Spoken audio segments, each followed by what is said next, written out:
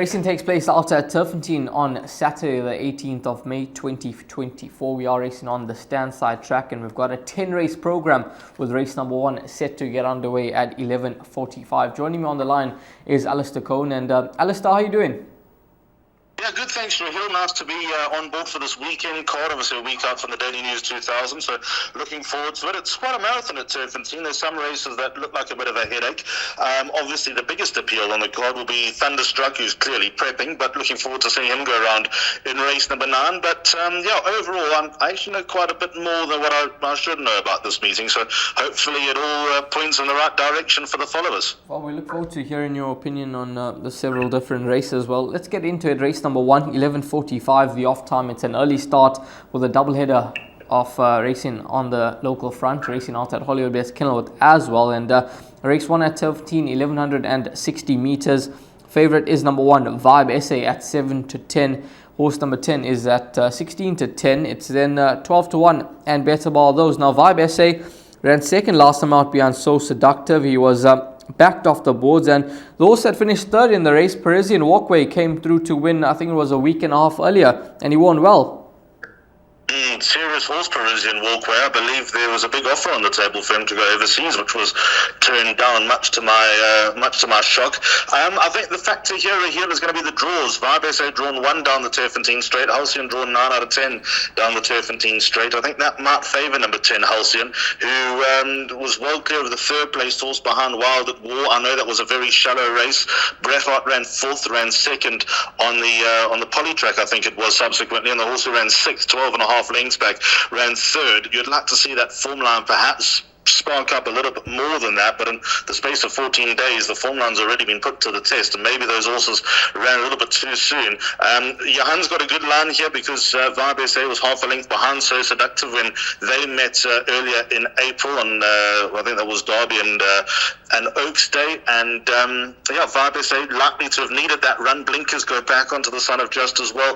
I don't think there are going to be any demons on this wicket. I think they'll run 1-2, but if you push me for a top selection, I'd go 10 from 1. But Boxed Exacta starts off the day. It makes progress. That's race number 1. Moving along to race number 2, 1160 meters the distance. A maiden plate for fillies and mares, 20 past 12 is the off time.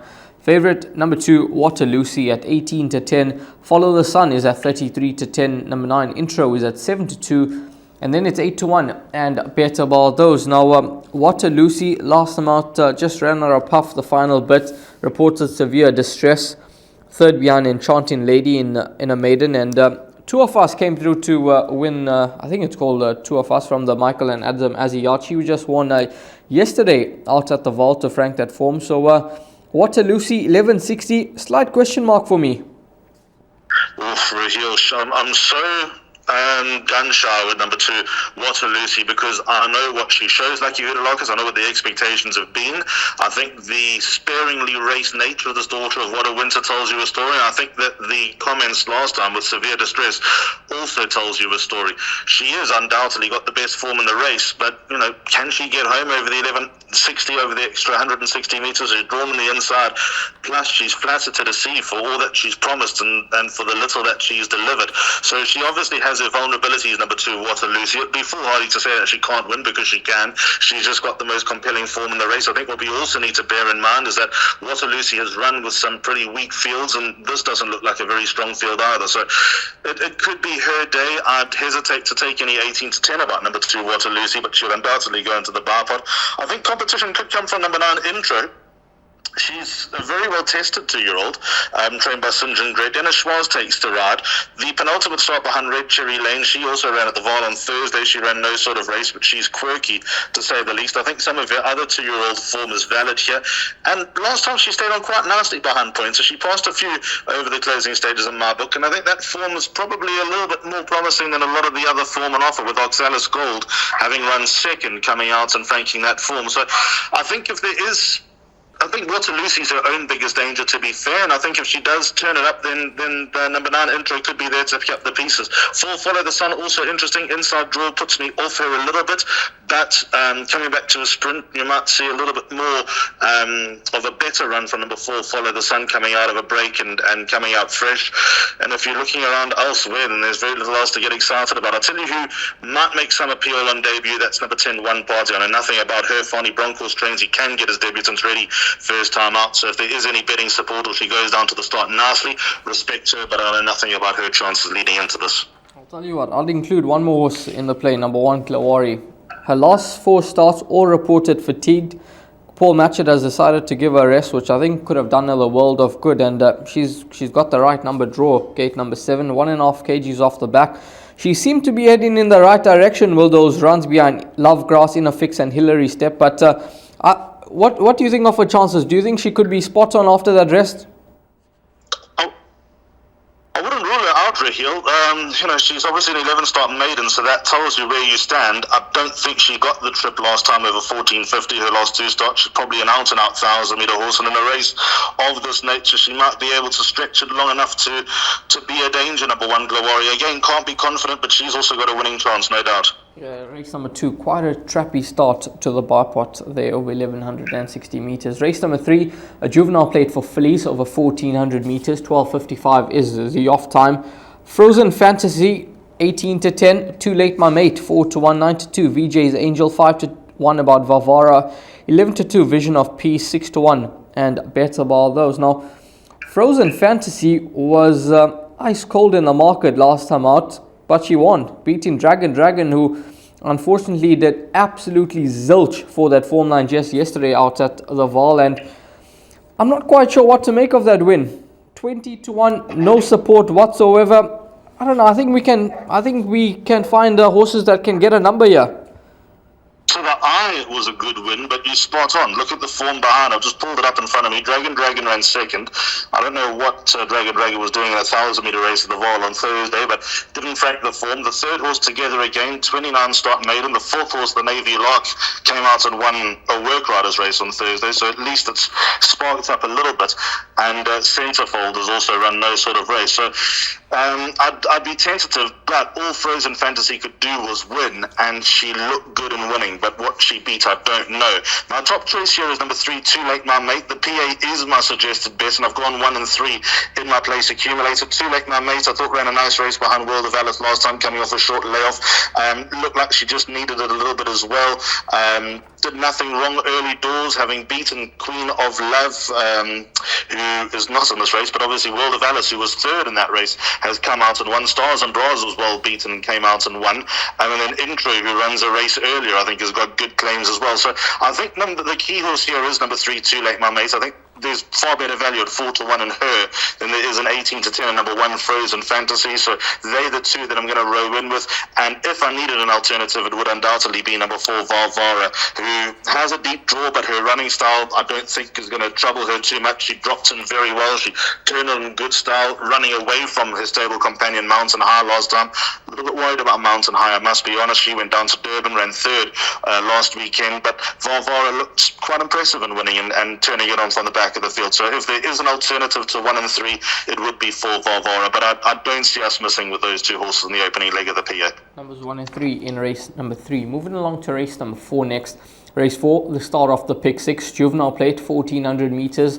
1:30 is the off time. Favorite is number 4, Truth, at 18-10. Number 1, Don't Cry For Me, is at 22-10.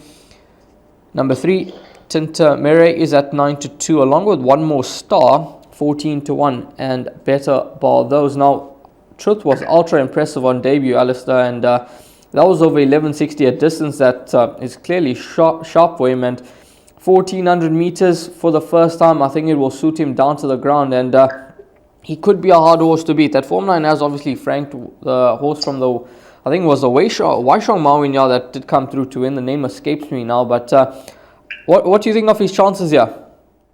Yeah, Spring Tradition beaten 12 1/4 lengths, came out and won. Panning Gold came out and ran second to Legend of Arthur, who I think is a very, very good horse.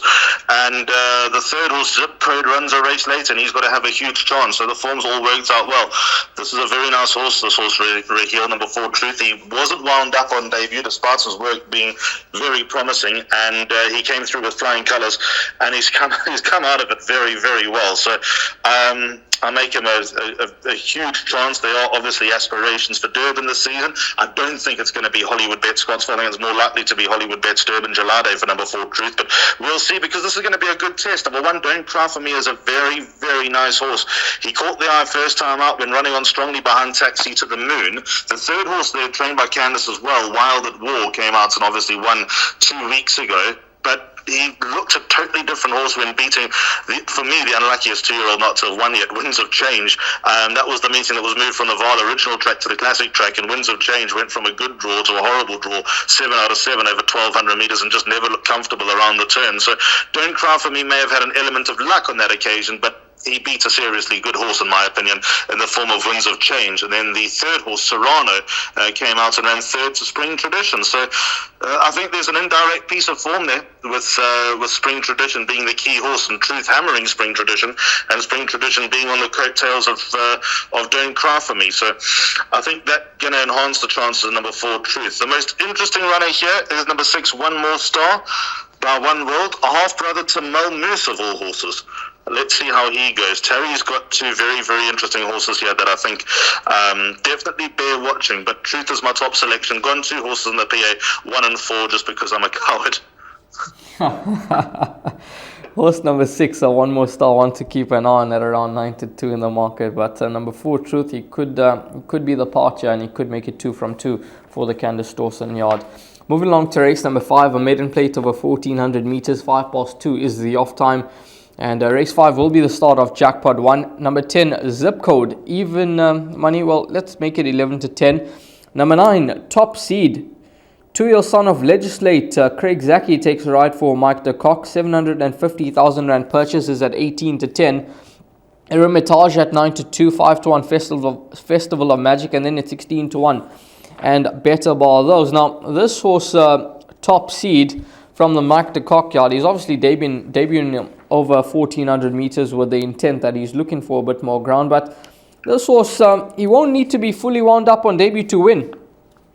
No, and this is what I know. I obviously spent quite a bit of time with Mike de Kock over the last few days, and he did tell me that he's running one of his nice 2-year-olds. One of his better 2-year-olds, one of his more exciting 2-year-olds on this card. And this is it. Number 9, Top Seed. Craig Zaki obviously has to ride for the Kaya stable. So, general 9 times out of 10, he'd be in Cape Town. But I think this opportunity was too good to turn up on the son of Legislate, who, by the way, a lot of people don't know much about Legislate Raheel. If you have a look at the winners to runners ratio, Legislate's winners to runners ratio is through the roof. He was infertile, but obviously that's been turned around, and he's had a lot of yearlings, a lot of foals now all of a sudden, so I think he will come into demand. But that's probably why he slips a little bit through the cracks, because you just don't see too many, or you haven't seen too many Legislates until now, so you'll see a lot more going forward.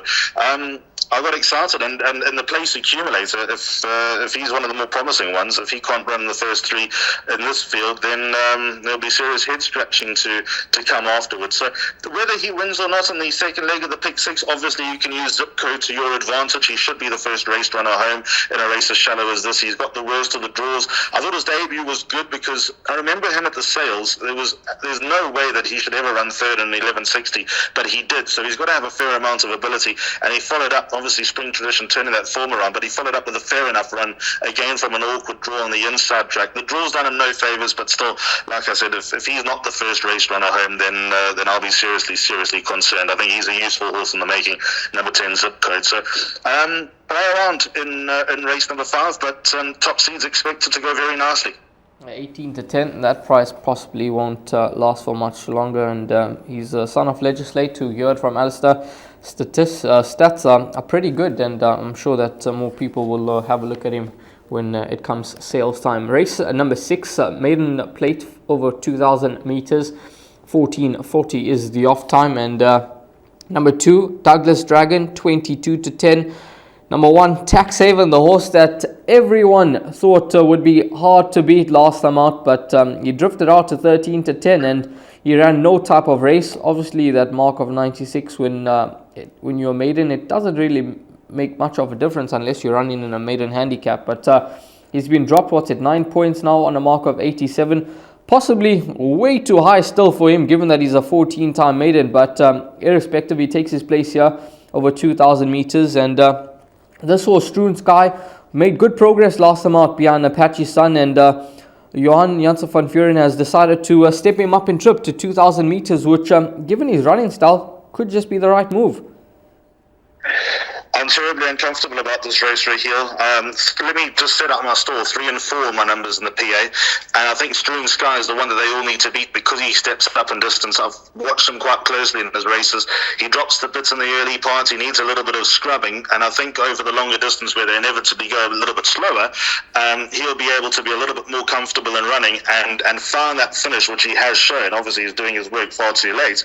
But find that finish and have a little bit more time to find that finish. So that's why I'm rowing in with number 3, Strewn Sky. Overall, I don't think he's a superstar in the making, but I think that over this trip he might have a few wins to come. So I'm gonna keep him on my good side, number 3, Strewn Sky, for a while, even if he doesn't win here.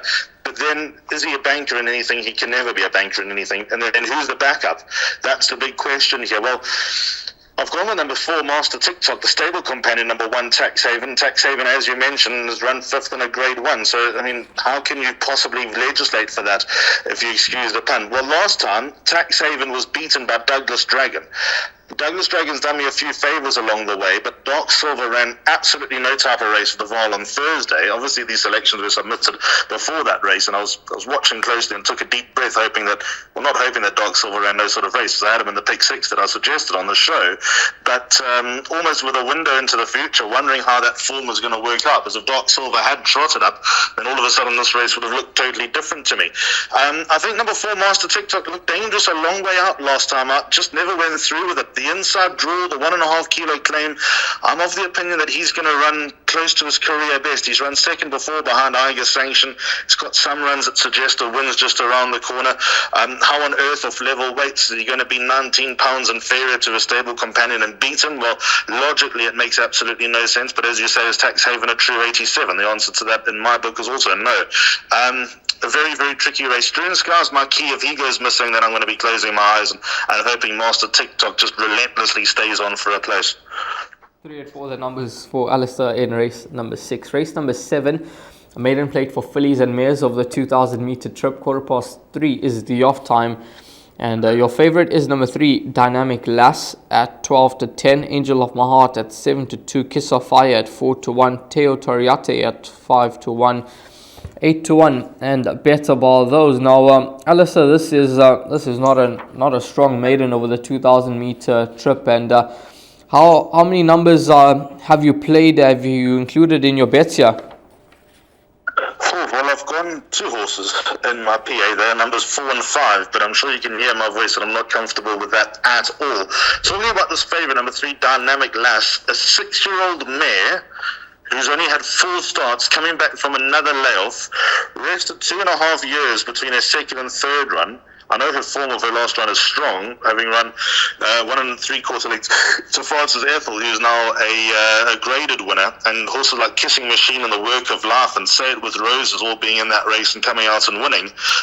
But I'm sorry, I can't trust a 6-year-old mare. This is a field race in the pick 6 for what it's worth, but in the place accumulator, I've got numbers 4 and 5. Whistle Down on the mare side has every opportunity of getting this trip. Their stayers galore. Don't look into the fact that she's a VAR, because if she took more after her stallion, she would have been performing in races over 1,000 and 1160 and 1200, which she hasn't done, but she looks like she's found a little bit of life over the added trip. I think that she'll get 2,000 metres, and I think if she does, she'll be dangerous. And then number 5, Kiss of Fire, Gavin Lorena rides for Philip Labuschagne. Old Shrudy is old Philip, although he took 2 horses down for the Guineas and the Independence and Saturday Drill Horse Stakes, but overall Philip's a Shrudy. Second to Valara Emambo last time out, now strung good improvement, obviously adapted herself well to the extra distance. She should have no issues going this extra trip, so I'm going to make her my top choice and the one that they all need to beat. But a race again that I'm uneasy about. 2 has a chance, 1 has a chance, 6 get Samango Kamalo on board. He's ridden her before, but if she's had a few nice jockeys ride her, but not for a while. But when the good jockeys get on board, she seems to perform. Excuse the pun, number 6 performs. So she's also alive with a bit of a chance. So a very, very weak maiden plate for fillies and mares this race 7, but I've gone 4 and 5 in the PA. To be fair, I'm looking for a little bit of a result here. Yeah, I wouldn't be surprised if you get a result, and I can't see this horse Dynamic last start in 12 to 10. That's way too short for a horse that's a 6-year-old mare with only 4 starts on the belt. I think we can expect her to drift out in the market. But that's race 7. It's an absolute nightmare of a race. Race number 8, a middle stakes over 2,400 meters. 1550 is the off time. Number 8, Mambo Camtesio is your favorite at 3 to 1. Weather Wizard at 3 to 1, 4 to 1, 20 Drachmas, 7 to 1 United Council, 8 to 1 and Better Ball. Though scratch number 3, Viva Brazil. Field of 10 runners remain, Alistair, and this horse, Weather Wizard, hats off to Cabello Martignani, because I thought that was a top class ride from him that day when he got to Weather Wizard home, and he caught them all napping. They all thought that this horse is gonna come back to them, but he showed no signs of stopping at all. It was a superb ride from Cabello over this course and distance last time, got away, and now the big question is whether he'll be able to be that effective, whether everyone's going to sort of take a back seat, watch him get away, and hope that the weight turnaround, because I'm using that form at face value here as my key to the race, and hoping that weight turnarounds are going to help Mambo Camtesio and Arlington Action, because they have every right to do so.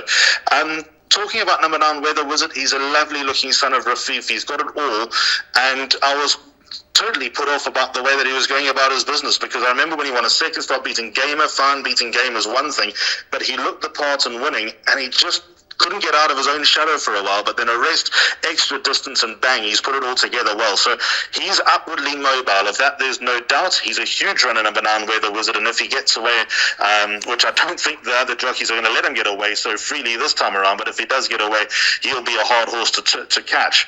But if you use that form at face value, number 10, Arlington Action, beaten 4 3/4 lengths, comes in here some ridiculous amount of weight better off. What's that? 6.5 kilos better off, obviously by virtue of a 4 kilo claim. Tyrone Zaki very good with his stayers. Arlington Action has every chance to turn that deficit with number 9, Weather Wizard. And if you like Arlington Action and you like Weather Wizard, then number 8, Mambo Camtesio should be right there as well. He's only got a length to find, and he comes in here well weighted as well. Raymond Danielson getting down to 56 kilos. Nice to see him getting a chance from Mike de Kock. So all these horses off light weights, I think, are going to be the most dangerous horses in the race. I've got all 3 in the place accumulator. In fact, in the pick 6 with a scratching on number 3, Viva Brazil, I'd probably be prepared to go all 3 as well in the pick 6, to be honest. Down the bottom of the weights, I think that form is going to stand up, but whether it goes the same route, I don't know.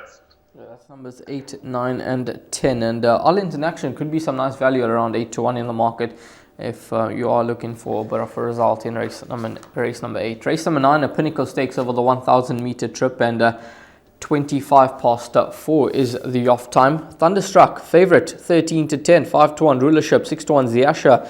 It's 15 to 2 about Sheldon Cosmic Star, and then it's 12 to 1 and Better Ball. Those now, Thunderstruck, he's surely got sight on the Golden Horse Sprint at Hollywoodbets Scottsville in 2 weeks from now on in the first Saturday of June, and that race is going to be a very cracking. It's going to be a good race, because I think Lucky Lad should be heading in that direction as well, and Sean Terry could have a strong hand in that race. But Thunderstruck on Saturday, unbeaten over track and trip, striker aboard once again. Doesn't have the best draw off gate number 2, but should be hard to beat you, Alistair, or do you think Rulership could get his number? Yeah, I think Hollywoodbets Scottsville Sean is having a full go in 2 weeks' time, and Thunderstruck and Lucky Lad would obviously be his leading lights in the 1,200 metre Golden Horse Sprint. I think the fact that Pierre Stradham's on Thunderstruck is no mistake, because obviously Richard, I'm sure, will be very keen to ride Lucky Lad. Be an interesting conversation in 2 weeks' time, how we're going to split them, and if there's anything else in the race that we can have a go with, because the talk coming out of the camp with Dice is also very promising after he's been gelded. But as for this race, I'd be shocked if Thunderstruck doesn't win, although I expect there'll be meat on the bone, although I expect there'll be a bigger picture with KZN and the Grade 1s coming up, and obviously the Mercury Sprint being another target for him. All those reasons why Thunderstruck will come in here underdone, but I think the best horse in the race, despite giving weight to the entire field, despite having an inside draw, what he's done and what the rest have done, I think will pale into insignificance. I think Thunderstruck will win. He's a banker for me in all bets. I just don't think anything here has got as much class as Thunderstruck. It's as simple as that. all in horse number 1, Thunderstruck, in race number 9, the final leg of the pick 6. Moving along to race number 10, the final race on the day. It's an MR 80 handicap over 1400 meters. 5 o'clock is the off time. Number 2, Run for Cover, favorite at 4-1, along with number 5, Open Highway. 9-2 about Willow Express. 6-1 about Halberdier. 7-1 Pocket Watch, and then it's 8-1 and Better about those. Now, I'm sure that Willow Express is a horse that is done in your book, so are you in his camp? I'm not in this camp, but I'm not totally done with him. Or for 73. If you like Open Highway, then Willow Express has got to have every chance, because he comes in here, what's that, 3 kilos rather, better off. So he should actually beat Open Highway. And Open Highway is half a point shorter than Willow Express. But my top choice here is number 3, Pocket Watch. Let me just go out and say, thank goodness this is only part of Jackpot 2. And hopefully the other exotics have gone according to plan. You've gone pretty wide in this final leg of Jackpot 2. If you are playing that, which can be the ultimate get-out stakes. Go watch Pocket Watch's last run. Just got buffeted back at a crucial stage, and the winner, Simple, got away. He was doing his best work at the end, was number 3, Pocket Watch. I think he's been frustrating for Stuart Pettigrew. I think Pettigrew's entire yard's been frustrating. I was in his office just the other day having a good long chat to him, and he says now everything's coming back together. The yard's going to start having winners again.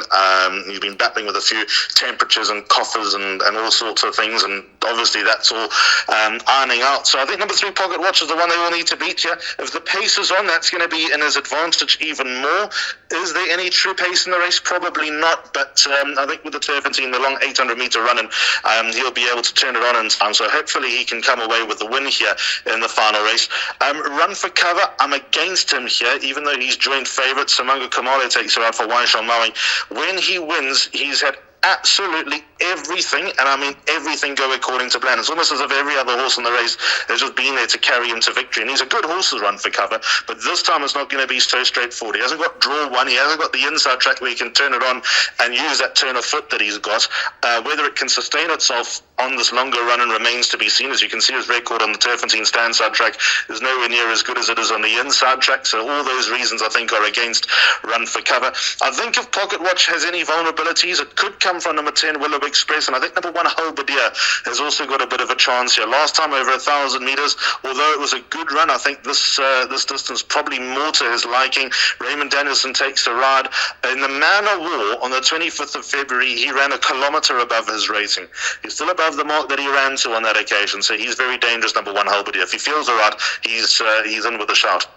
That's race number 10, horse number 1, Halberdier, in with a bit of a chance. But number 3, Pocket Watch, at 7-1 in the market. That's going to be the top selection for Alistair in the final race on the day. We're going to move along to the suggested bet now. And Alistair will take us through his suggested bet for racing out at Turffontein on Saturday. Race number 1 set to get underway at 11:45. The place accumulator, which is Alistair's suggested bet, gets underway with the running of race number 3, and that is at 12:55. So Alistair, take it away. As you said at the start, it's a long day, but I'll tell you what's nice about being a South African sports fan tomorrow. There's no Premier League until Sunday, so you've got 19 races to consume. The IPL obviously starts later on the afternoon. The golf starts later on the afternoon, so I think there'll be a lot of extra eyes on both meetings, which is good news. The PA 1 and 3, Frozen Fantasy and 2 Lake Marmite. Leg 1 being race 3, 1 and 4, Don't Cry For Me and Truth. Then gone Bank and I'm top seed in leg 3. Got numbers 3 and 4, Strewn Sky and Master TikTok. By numbers 4 and 5, Whistle Down and Kiss of Fire. Survive those 2 legs and I think we're good to go. By 8, 9 and 10, Mambo Camtesio, Weather Wizard and Arlington Action. And final leg of the PA Bank, number 1, Thunderstruck.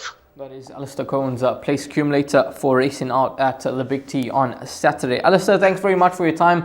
Looking forward to both meetings on Saturday, obviously at Hollywoodbets Kenilworth and at Turffontein. And then it is all eyes on next week, Saturday, the 25th of May, out at Hollywoodbets Greyville. Looking forward to the action. Will Avington and Daily News Day? Yeah, absolutely. Obviously, those fields will be out early next week. Nominations will all be out by the time the show goes and gets flighted. Nothing like Grade 1 racing down in champion season. It's the best few months on the South African racing calendar, with all due respect to the others. I love them all. I love racing every day. But Grade 1's down at Hollywoodbets Greyville, with all 3 corners of the country come to compete. Nothing like it. Yeah, we certainly love KZN Champion season and looking forward to the action over the next couple of months. All the best with racing out at Turffontein on Saturday, and hopefully find yourself in the winner's queue.